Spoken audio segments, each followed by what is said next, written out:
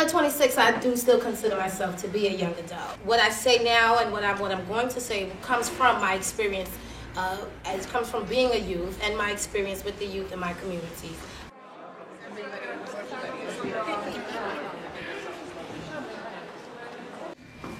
Now, many youth then, and still true today, experience a lot of very real issues, such as safety, hunger, and clothing.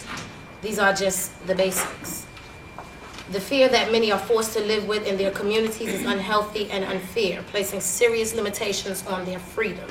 When you can't go outside of your house, or you can't go to the store because you're just concerned with what might happen to you in between your house and the store, or your house and school for that matter, it's a problem.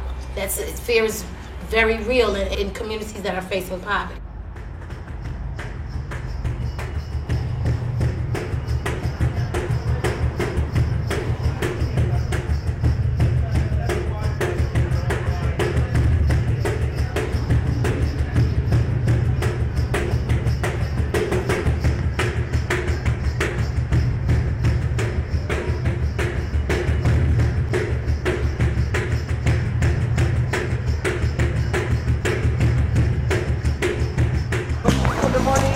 It's an interesting question. It's not one that's easily answered, but it can be answered. There is a start. I was working for about 4 years. Yeah, for 4 years with no vacation, no break. Right now, I switch my hours over to the day. I go to school full-time during the day, and I'm with my little one in the evening, doing family things.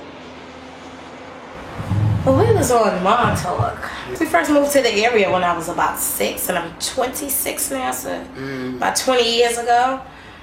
It was danger. A lot of drugs. A lot of gangs, violence. It's just a lot of negativity, so to speak. We really weren't. Although we did come outside and play during the daytime, you still had to be very careful. I don't remember exactly how the street library came in, but I know they did come in. And the main thing I remember about the presence is that it was always positive. In the midst of all the negativity, sometimes we as children wonder, like, how you look at the block, you see the gangs down there, you see them over there, and then here you guys come, and it's like, okay. Well, we know we can come right here because Grandma said we can come out here, Mom said we can come out here. We're going to chill right here with the Fourth World Movement. Nothing's going to happen to us. Pull your arm up. Ready? The Fourth World Movement has been a major aspect also in the sense that it opened me up culturally. A lot of people that come from minority neighborhoods don't get the opportunity to venture off into other areas, to venture out of Brooklyn, out of East New York, to be able to say, okay, I went somewhere. The street library took me to the UN when I was rather young. I might have been about 11, 12, and had me meet up with about 12 people from different nations, different countries, and we got together, and it filled me with a sense of there is more out there than just, minorities, just African Americans, Spanish, or white for that matter, or Caucasians for that matter, So it definitely exposed me to culture. At the time, I was rather young. I was shy.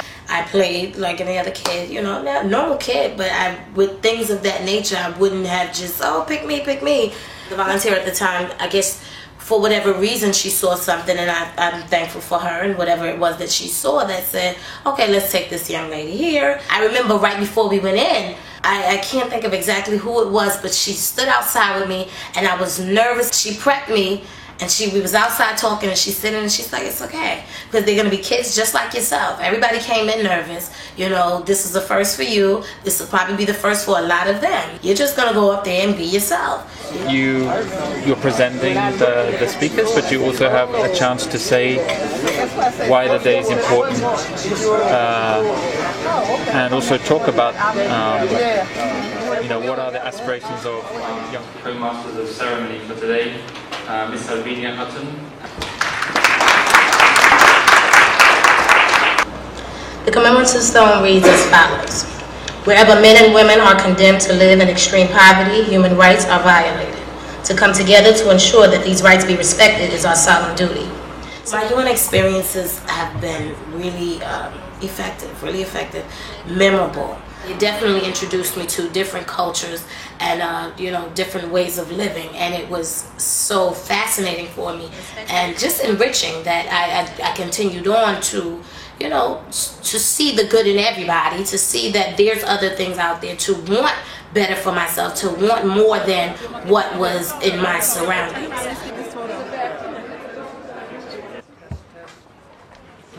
Testing. Is that better? Everybody can hear now? Very good.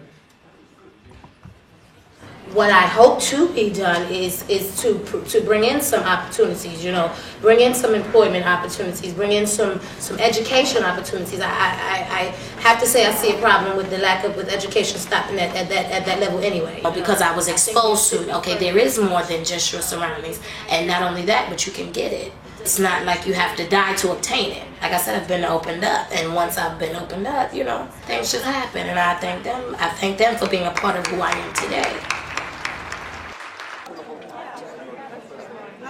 Well, thank you for coming.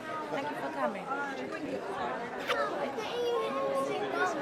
Gather here. People gather all around the world to listen, commemorate, and recommit. We humbly thank you for being with us. We thank you for your voices. We thank you for your hearts. We thank you for your ears and for your commitments. We encourage you to continue on beyond today. This concludes today's commemoration. Thank you.